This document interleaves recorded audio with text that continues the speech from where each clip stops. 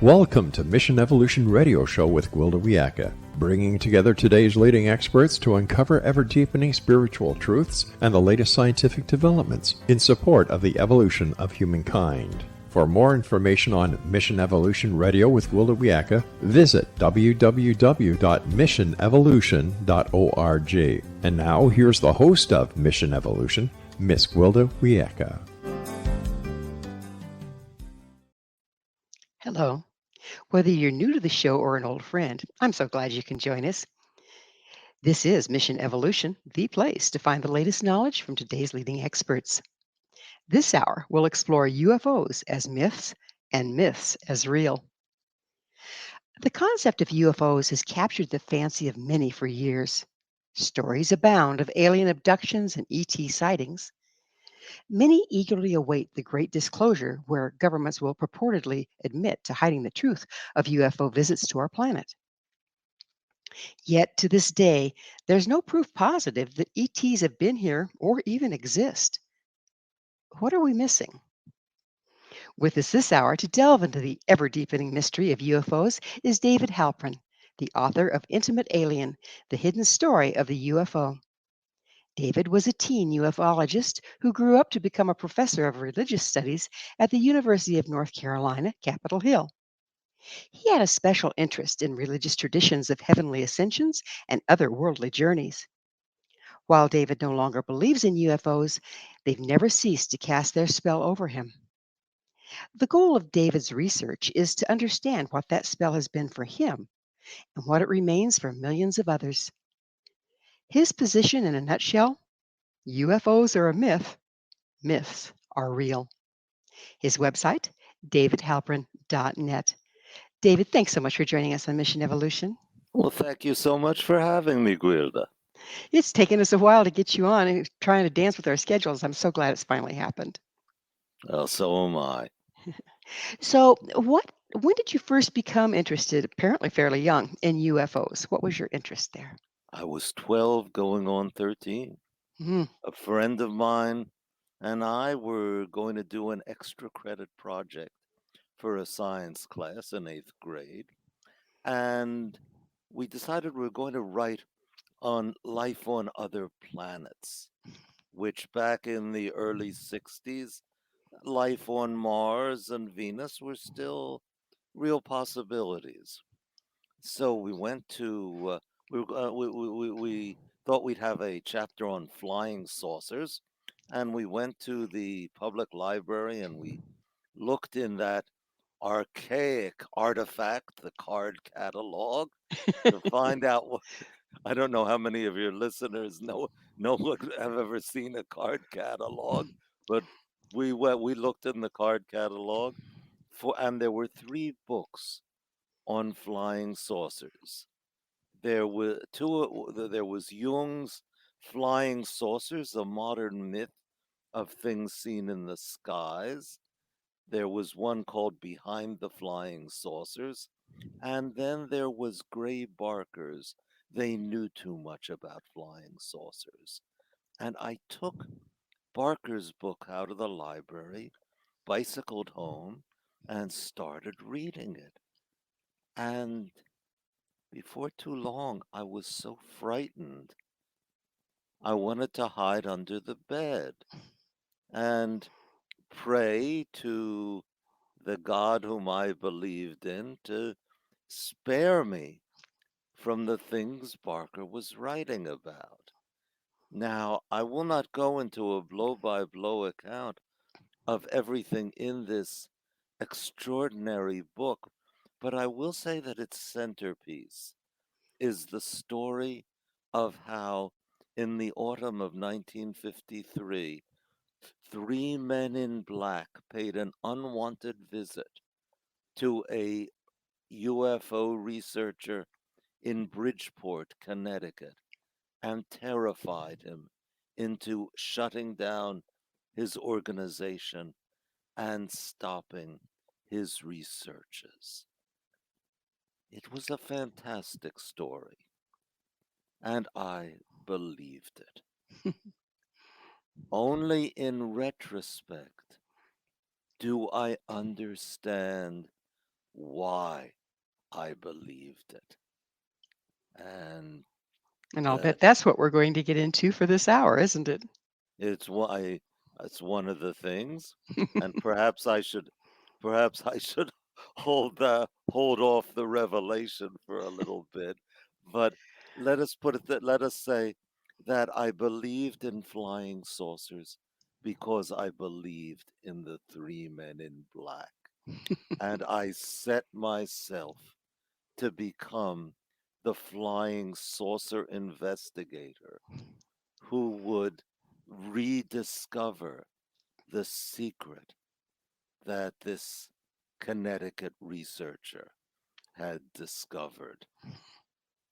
So And now you're a professor of religious studies. How does that interface with the concept of UFOs? well, you have heard the line from the song, Ezekiel saw the wheel way up in the middle of the air, and this is taken from the fantastic vision in the first chapter of the book of Ezekiel, which many have said is a UFO. And by the way, also think it was a UFO, but I don't think UFOs are what people normally think they are. So okay, so the and I found my interest turned toward this. I eventually wrote my PhD dissertation on a subject that was spun off from the vision of Ezekiel. Do you mind Ah, sharing with us, for those that aren't familiar with the Bible, and that's where I'm familiar with the story of Ezekiel there. Not the song, I don't even know the song, but some don't. So what exactly was it about Ezekiel, and what was the UFO that people are saying was there? in the 30th year, the fourth month, the fifth day of the month, as I was among the captives by the river Kavar, the heavens were opened, and I saw visions of God. I looked, and behold, a great wind came out of the north, with fire flashing up in it. And out of the fire came four living creatures.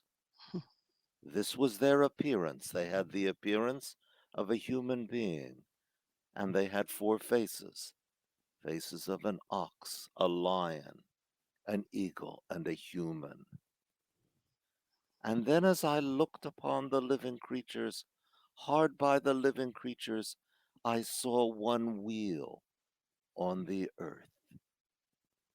And as Ezekiel goes on to describe it, the wheels multiply into four, and they're in the sky, and their appearance was as a wheel within a wheel. And those wheels were full of eyes round about. And then he sees above the wheels, above the living creatures, a throne with a human like figure sitting on the throne. And as the appearance of the bow in the cloud on the day of rain, such was the likeness of the glory around it. This was the appearance of the glory of the Lord. And when I saw it, I fell upon my face. That is what Ezekiel describes. And Sounds like a shamanic journey to me. I think so. I think so. There's a, and I think, and this is what I mean when I say that he saw a UFO, not that he saw a spaceship, because as your listeners will find out before too long, I don't think UFOs are spaceships at all. But he's had an encounter, as a shaman might, with something in his unconscious, which doesn't, I mean, the we often think, well, if we knew enough about the art of the ancient Near East, and we knew enough about the imagery, that all of this would fall into place. But no, I'll try to speak up. It doesn't. That there is nothing quite like Ezekiel's vision in the art, in the iconography of the ancient Near East. Even the earliest interpreters who tried to, I won't say debunk the vision, but explain the vision in conventional categories, came up short. We have an essay that's preserved in the 10th chapter of the book of Ezekiel, in which an anonymous writer says, oh, what Ezekiel saw were the cherubim, the winged monsters. They're not like what we call cherubim, the winged monsters with human faces who guard the Ark of the Covenant. But if you compare the traditional descriptions of the cherubim with what Ezekiel describes, they hardly fit at all. This is an effort to conventionalize something that is direct from the unconscious, Isn't it beyond also convention. isn't I'm it sorry. also an effort to make it literal rather than metaphorical? That's a tricky one because I think Ezekiel experienced it as literal. Yes, for sure. And and um and if it's a metaphor, we can ask a metaphor for what? And I follow here that although it was although 3 books in our library that got me into UFOs, it was Barker's that did it. Jung's book I could barely even understand at age 12. But Jung, I think, was on the right track. That in discussing Ezekiel's vision, he says that archetypal images cannot be explained; they can only be encountered. So conventionalizations fail. The ancient conventionalization that it's a cherubim, the modern conventionalization that it's a spaceship, because that's the only model we have for the alien, the unknown, something from outer space. So we squeeze and torture the words of Ezekiel to try to get them to describe a spaceship. It won't work. What Ezekiel encountered is something beyond conventional categories. And that is what I think UFOs are. Would you mind, we're just about out of time in this segment, but would you mind giving us your take on archetypes? What are they?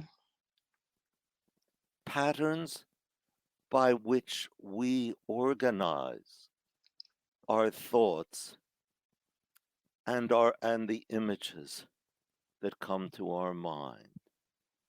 Jung argued that these are universal to our species, or at least beyond the individual unconscious.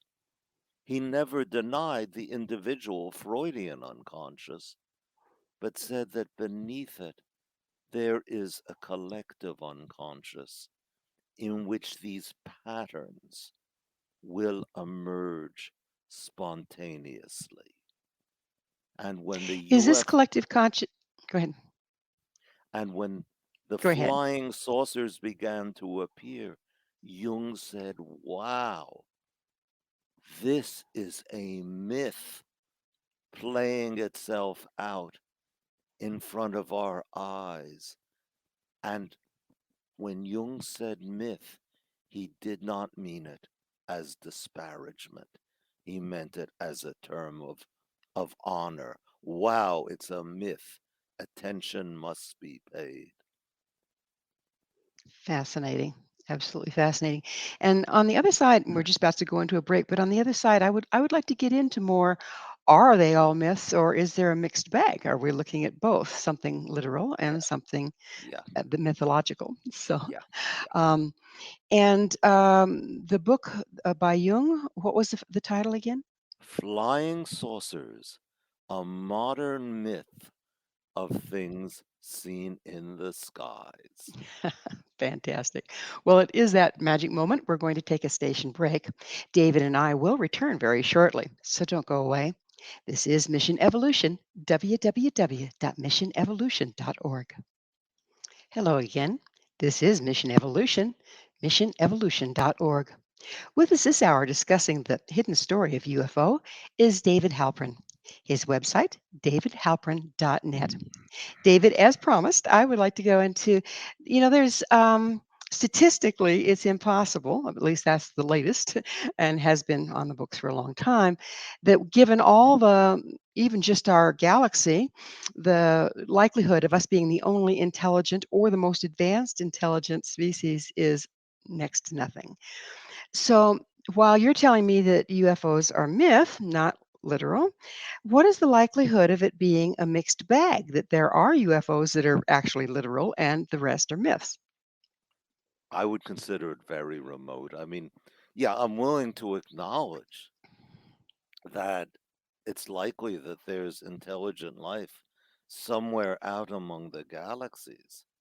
But think of how long it would take these folks to get out here. Well, that's by our standards and by what we know of technology. It doesn't mean we are the most advanced in that either. There might be other ways of shortening that. We've talked, even Einstein was talking about shortening time and space through the use of X points and Conceivably, wormholes. conceivably. But this all seems to me so hypothetical that it's hardly worth discussing. The, I mean, the UFOs have been around now for more than 75 years. I'd say around as a cultural phenomenon. Okay, I mean, there were people have been seeing strange things in the sky as far back as people looked in the sky.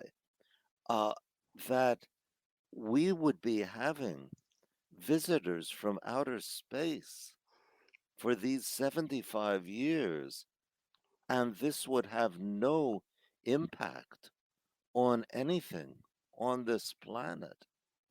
That seems to me utterly fantastic. I mean, and to do, many of the UFO advocates have to construct a counter history in which, in fact, the UFOs have made contact with humans. In some versions of the story, they made a contract, a sinister contract with the US government, allowing them to abduct people in exchange for their technology and so forth. But when you have to rescue a hypothesis by piling more hypotheses on top of it, which run into their own problems. Like if there's a deep dark secret in the government about UFOs, how come that when like these troves of emails have been illegally revealed, how come there seems to be no trace of anything dealing with UFOs? Well, what's your take, David, on, why you say they're myths, but why are people experiencing these myths as reality? So, say, for instance, the people that believe they've been abducted, complete with probes, of course, but why? Explain that to me. I think that they are reporting on some inner reality that is so powerful to them that it blots out their sense of outer reality. I So, mean, most, hallucination? I think there is. I think hallucinations are operating. Uh, I mean, and some of them are really very, I find very mysterious. I mean, the one that puzzles me the most, to tell you the truth, is the miracle of the sun at Fatima in October of 1917, where a crowd of 70,000 witnessed the sun fall to the earth. Now, you know as well as I do that the sun cannot possibly do that. So, how did these people see it? And it's possible to jump in, as some people do, and say, well, it was really a UFO that they saw. But then there would have been two suns, right? I mean, if there was the UFO, the sun that was masquerading as a UFO, and the real sun, then it would be impossible to ignore the existence of both of them. So I have to say that somehow or another, there had to be some sort of collective hallucination. And I don't know how that would have happened. Well, it That to certainly me brings is up the a most. question. It certainly brings up a question of our reality. I mean, we see people gathering in mobs, and suddenly there's this mob mentality, which in effect is a collective hallucination, distorting facts, right? I guess so.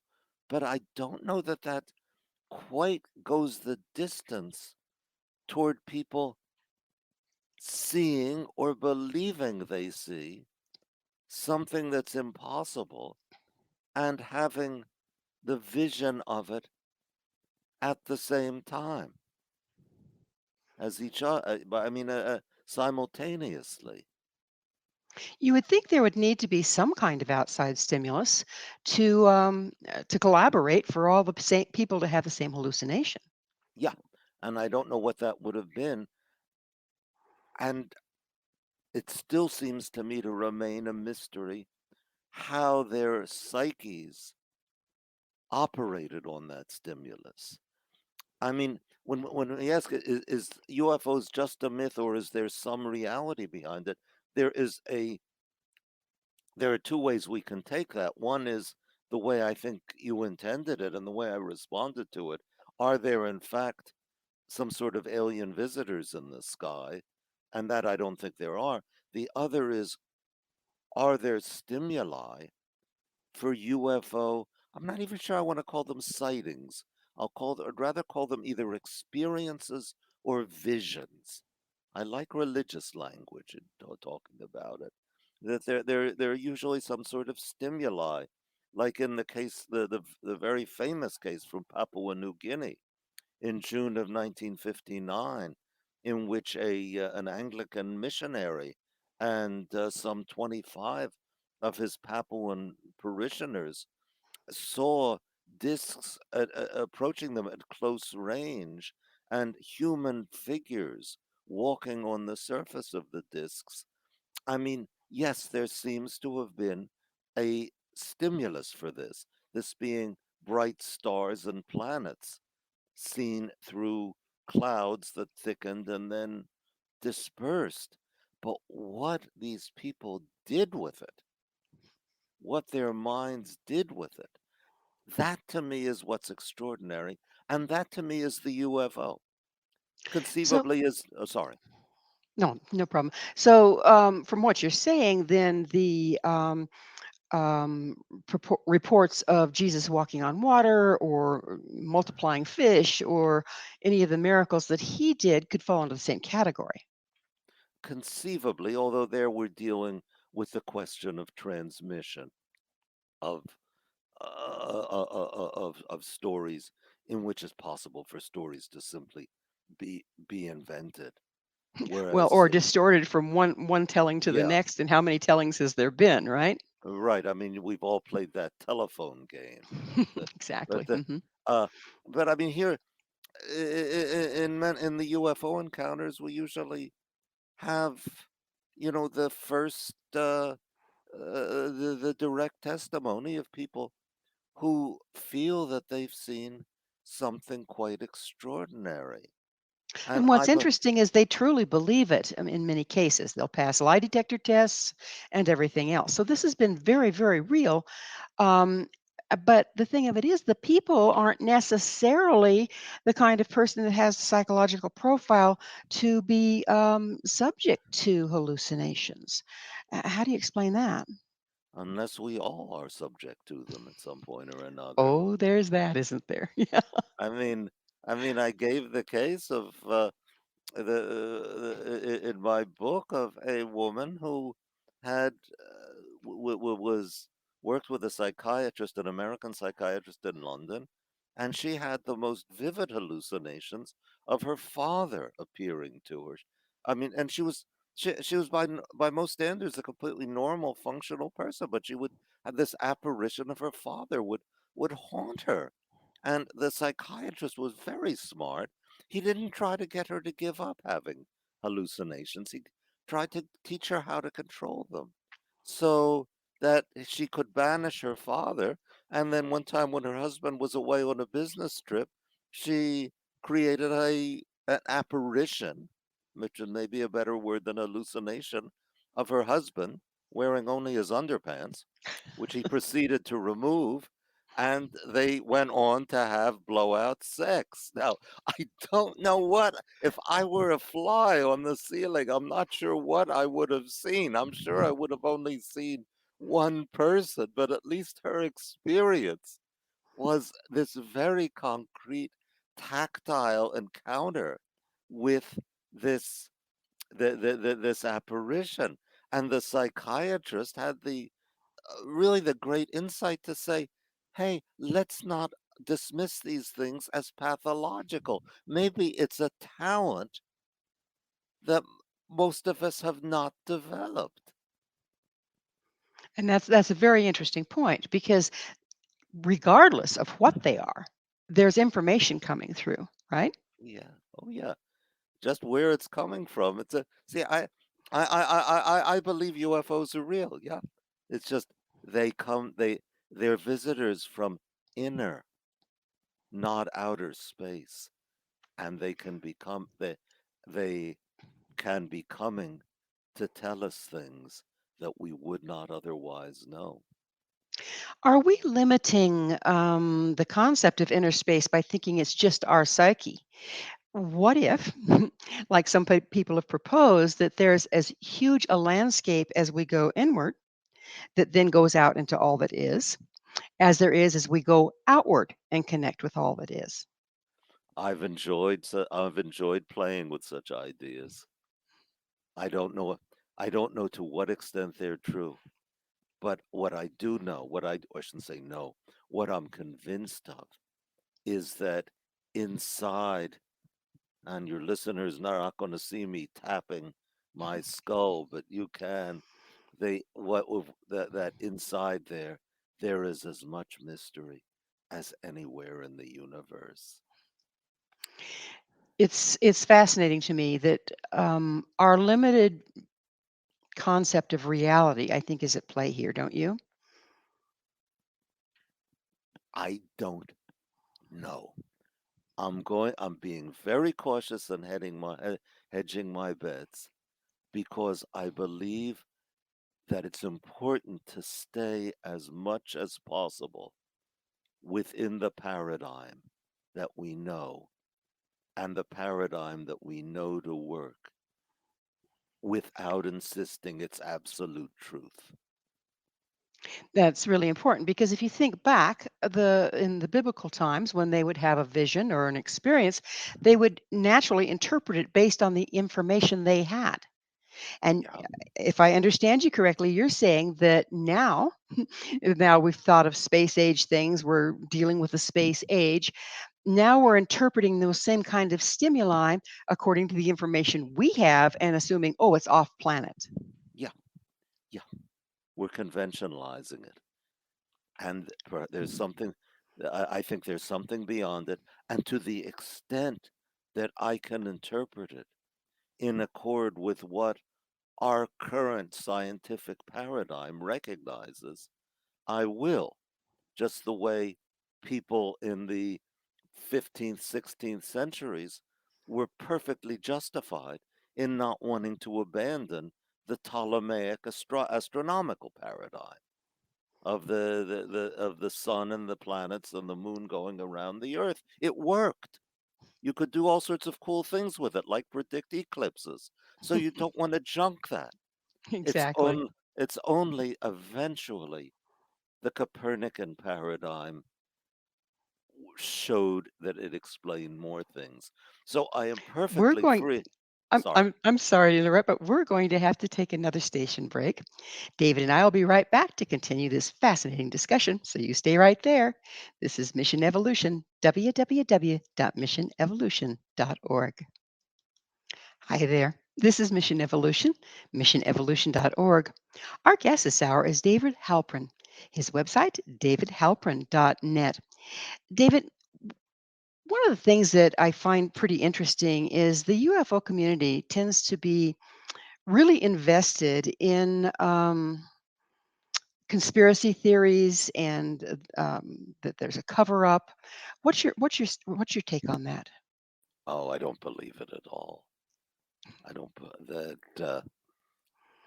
that that that why leaked emails would not in any way contain any hint of it if it were the kind of extended conspiracy that it would have to be. Uh, just it seems to me utterly implausible. But at the same time, I can understand why people would believe it because it gives us the opportunity to find out something we didn't already know. I mean, that is a real problem with UFOs, isn't it? They're flying around up there. We're down here. How are we going to have any idea what's going on inside them? During the heyday of the abduction tradition, which was the 1990s, well, yes, we thought we could get to them through the recovered memories of the abductees. But it turned out to be a dead end too. So that the best way to find out about UFOs, to solve their mystery, as it were, is to find out what villainous people are are concealing the truth about them and force them to fess up. Hence the disclosure, which is endlessly predicted and endlessly postponed. So now we have very interesting development. We have these surveillance balloons coming over from China, I believe. And that takes us back to good old Roswell. Um, Hmm. do you feel, this is just a personal question, but do you feel that the actual cover up was using balloons to cover up, using UFOs to cover up the fact that the balloons had made it here versus the balloons to cover up the fact that they're UFOs? Okay, I'll give you a quick answer. I don't know. That we do know that something seems to have come down on the ranch, I think about 85 miles out of Roswell, and that whatever it was stirred up enormous interest in the Roswell Army Airfield among the officers there. They issued a press release, which I still don't fully understand what made them do it, saying that the many rumors surrounding the flying disc became reality last week when when a landed disc was retrieved by the intelligence officers of such and such a division through the cooperation of the local sheriff and a local rancher. By the way, it's worth noting they said the press release said landed, not crashed. And I don't know what I really don't know what made them say that because no matter how you slice it, whether you want to say that it was that the debris came from weather balloons or from top secret mogul balloons, which is a variety of the balloon theory, or extraterrestrial vehicles, it still doesn't cash out to being a landed disc. So maybe, yeah, maybe there was some sort of cover up, but if so, it didn't last very long because the the evening after the public information officer at the Roswell Army Airfield issued that statement. A general at Fort Worth, Texas, invited reporters and photographers in to photograph himself and other beaming officers next to what's obviously the relics of a weather balloon. So now I had the thought that they knew perfectly well that they were dealing with a balloon and that it was of human manufacture, but they didn't know for sure that it was ours. And who knew but that there might be a nest of Soviet spies just across the Mexican border, sending balloons into over our installations. So that's the most I can I can say about the original debris. Now, what interests me actually more than the mystery of the debris is what becomes of it. That at the earliest stage, which I'm describing, there isn't a whisper of the bodies of the pilots. Somehow that enters the tradition sometime before 1978. Most people, I think, don't realize that for nearly 30 years, Roswell was utterly obscure. I think it was Demi Moore. She's the actress who, I think it was her, the most famous native daughter of Roswell, has said that while she was growing up, she never even heard about the UFO. Uh, and then in 1978, the tradition began, and I'm using li- religion religion scholars' words for it. The tradition began to emerge that not only had a disk crashed, not landed, but crashed, but that strange bodies, or in some versions, not altogether dead, were found in it. And there is where Roswell, to me, becomes exciting. As I put it in the book, it ceases to be a banal mystery of fallen debris and becomes a profound and gripping myth of mortal divinity. What is the purpose of these myths and who propagates them?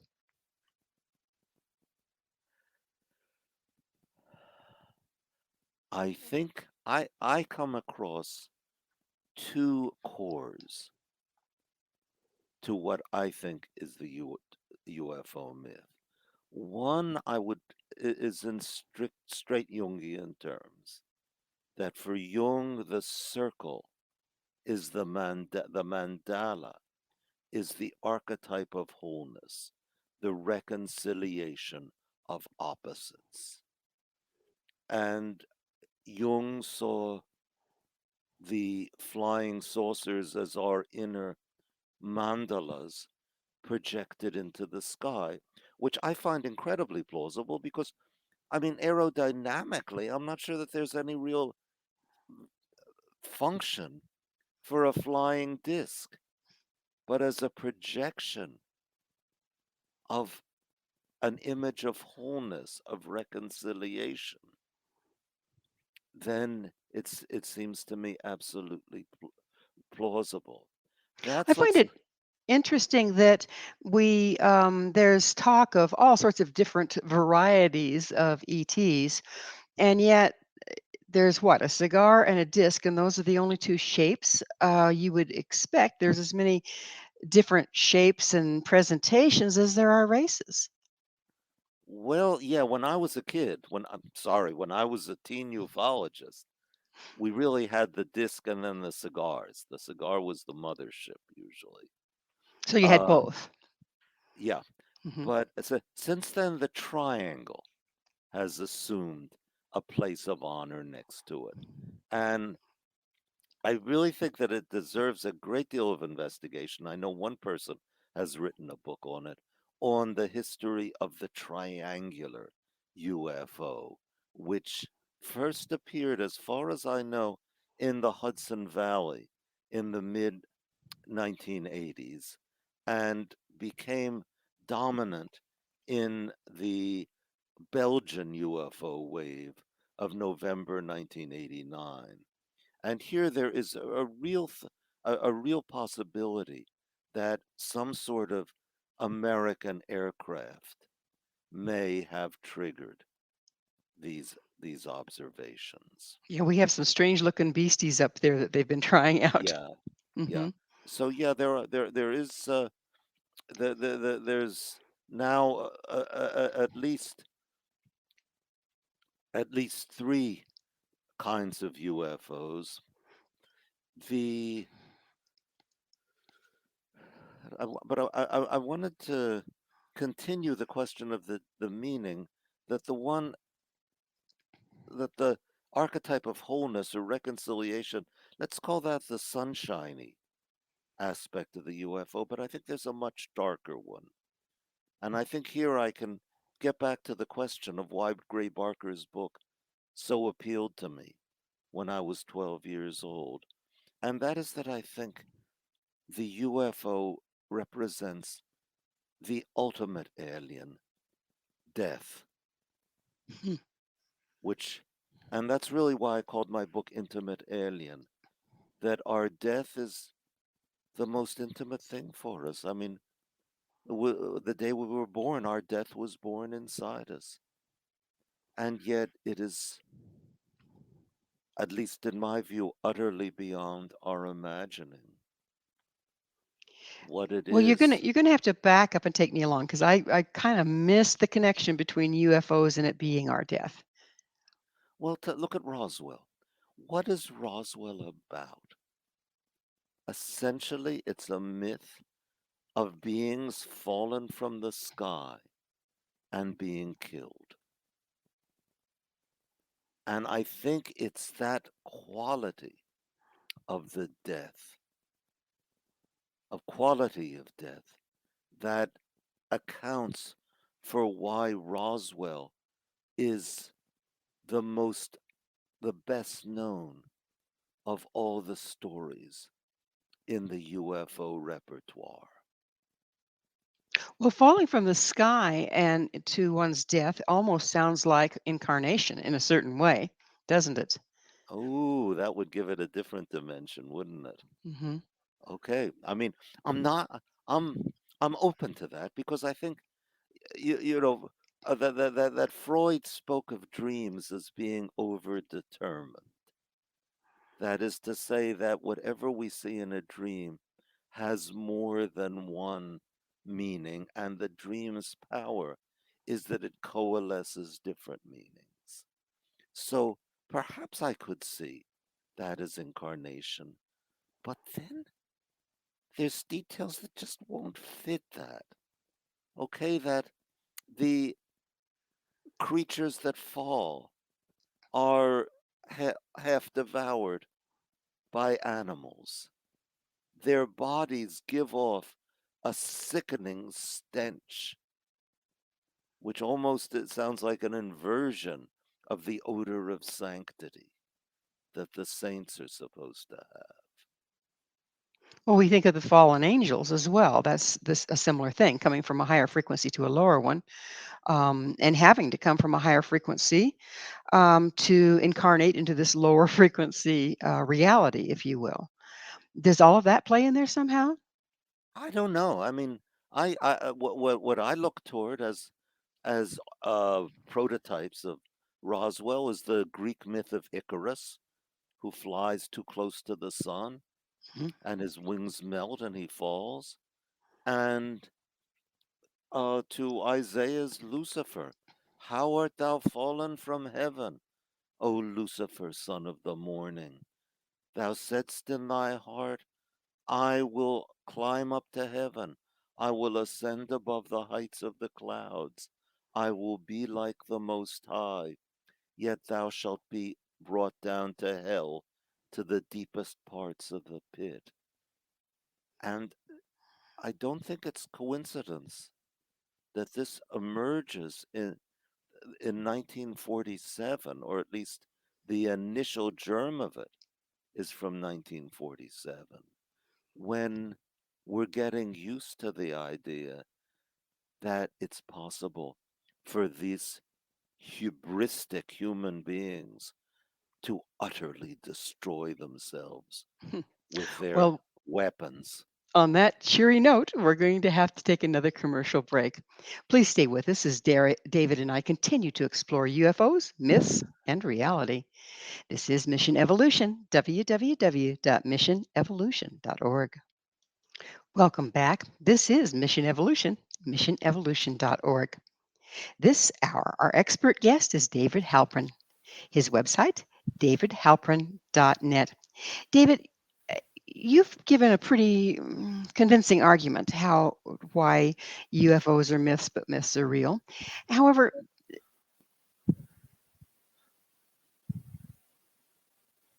Gwilda, are you there? Still, there we go. Can you see me now? Okay, I see you Okay, now. good. Did you hear my question? No, I didn't. All right, we'll start over with it. I said, you've given a pretty good argument as to, indicating that UFOs are actually myths. But why are so many people still highly invested in them being a physical reality? What purpose does that serve?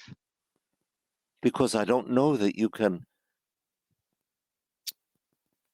nourish yourself off a myth while you label it a myth. That you have to, at some level, believe there is truth in it. Is the concept of UFOs being real? Could it also be a distraction from something that is real that we really don't want to deal with?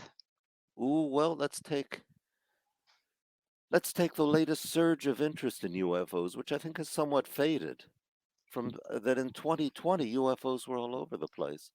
Well, this was a time when we really were coping with an alien invasion. Good Yes. old COVID. Good old COVID. Good Hmm. old COVID, which I hope is now more or less eased. But at the time, it was just an unspeakably frightening incursion from somewhere out there.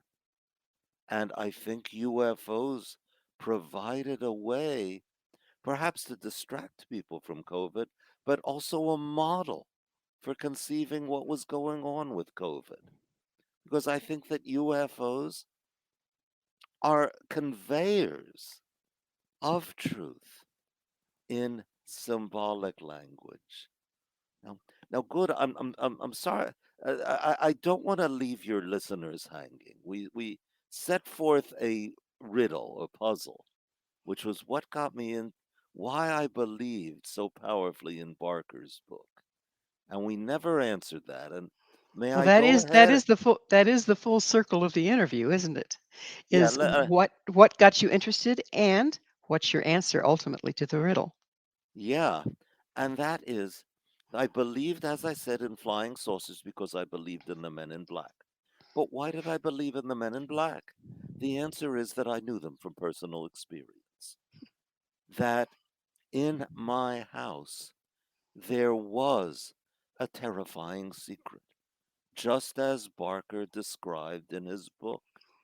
The secret was that my mother, who we sort of called her a semi-invalid with a heart condition, but I think my father knew consciously and I knew unconsciously that she was slowly dying. But that could not be spoken of. So I knew, and this may be another answer to your question of why we so much want to believe in the cover up. I knew that there were terrible secrets and that these are covered up so that you are, in effect, terrorized into silence. And I couldn't see that in reality. But Barker gave me a mirror in which I could see and cope with that. This is one of what I mean when I say that myths are real, myths are true, contrary to what most people use the word. That this seemed to be beautifully described in the Greek myth of Perseus and Medusa. That Perseus will be turned to stone if he looks the Gorgon face straight in the eye. But if he can hold up a polished shield and see Medusa in the mirror, then he can struggle with it and win. Very And beautifully put, because so much of our lives we're confronted with things that are too horrific or too forbidden to deal with directly, and yet the trauma of it remains unprocessed. It sounds to me like these myths are a way to bring them conscious enough to start the processing without having to break the taboo. That is a very nice way of putting it. So there has been evidence that a lot of the people that had abduction, particularly ones as children, weren't actually abducted by aliens, but rather by an abusive parent in the middle of the night, taken out of their bed and abused. And the only way they could interpret it or work with it was to see it as an alien, which in a way it was. It was alien to what one would expect or need from a parent. How common do you think that is? I don't know. I don't know. But I think certainly sexual, the heavy and unpleasant sexuality of the abduction stories seems to point to something real and dreadful that the child experienced. And it might not even come out until they're adults, and then they think they're having this experience as adults, but what they're actually doing is Yeah, creating a myth to process the experience they had as children. yeah, yeah. I mean, Bud Hopkins, the late Bud Hopkins, who was one of the great advocates of the abductions, he hypnotized these people and brought out their memories. Well, he one of the subjects he hypnotized was a woman who, as a girl, had gone on a fishing trip just with her father, and she came back not speaking to her father, and I think her underpants bloodied. Mm. Uh, Actually, I mean, having said that, I'm sorry I said it, but the that it is pretty gruesome. Hop and for She wouldn't speak to her father, and for years she believed that her father had raped her. Hopkins managed to convince her that no, it wasn't her father. It was the UFO aliens who had raped her and whom she should be angry at. Her father was paralyzed or something and stood watching helplessly. Now, I must tell you, to me, there is very little question what what really physically happened. Whatever prompted him to propose that myth? Because he had his own theory that that the UFOs beings were hostile, that they were. I think his idea was that they were trying to create a hybrid race of half human, half alien that would take over the world, and to feed into this image, this thought, this idea of the malevolent UFO. It was too good a case to give up, and and and also once you admitted that in this case it was really a human being who had done the atrocity, then you might start applying it to Hopkins's other cases, and his theory would disintegrate. So it really brings to the fore how easily we can be influenced into experiencing a mythological explanation for physical happenings and how that can be used to exploit us and the masses, doesn't it? I think so, as long as we do not lose sight of the reality of the experience. We may distort the details. We may displace details from one person onto another. We may shift the time and the date of the events. I think this is what happened at Roswell, that experiences that people genuinely had in the 1950s were displaced onto 1947. But I think we must, it's not that the memory is implanted, as so many people say. The memory is real. The experience is real. The interpretation is distorted. Yeah. Mm-hmm. Yes. So again, if someone's really good at distorting interpretations, and intuitive enough to read what a person wants to hear and would readily buy into, that gives them a lot of power over our reality, doesn't it? It can, yeah, it can.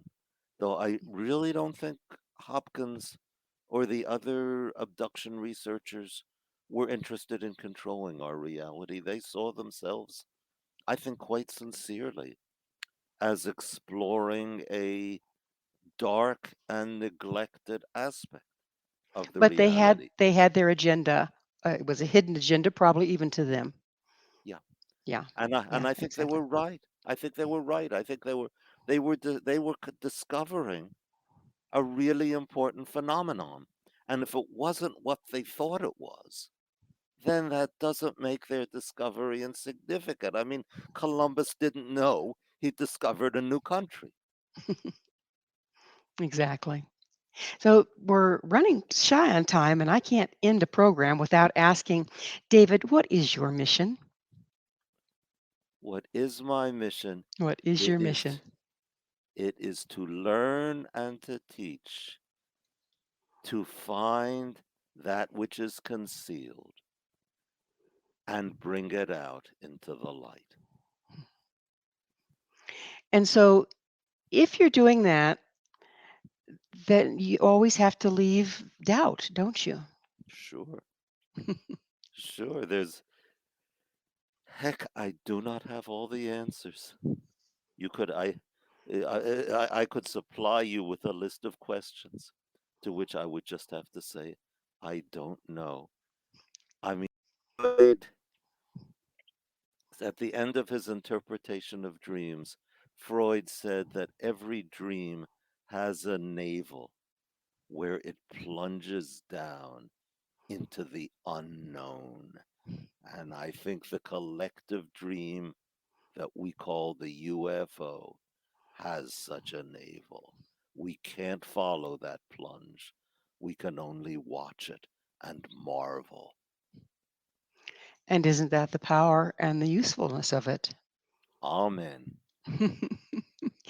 So you've said the essential question to be asked about UFOs is not what are they or where do they come from, but what do they mean?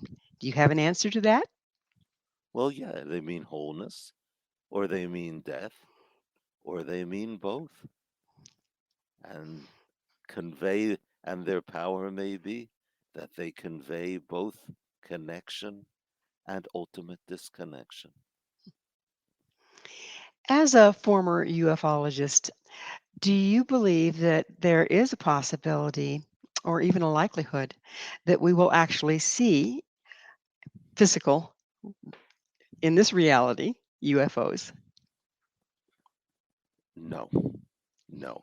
You will see them by closing your eyes and looking inside. Well, we are out of time. David, thank you so, so much for coming on the show. It's been a real pleasure having you. It's been a delight to be here, Gwilda. Thank you so much for having me. I'm so glad we made it happen. Been worth the time. Our guest this hour has been David Halperin. David is a professor of religious studies and the author of Intimate Alien, The Hidden Story of the UFO. His website, davidhalperin.net. This has been Mission Evolution with Gwilda Wiyaka. For more information or to enjoy past archived episodes, visit www.missionevolution.org. Please be sure to join us right here next time as this mission continues, bringing information, resources, and support to our evolving world.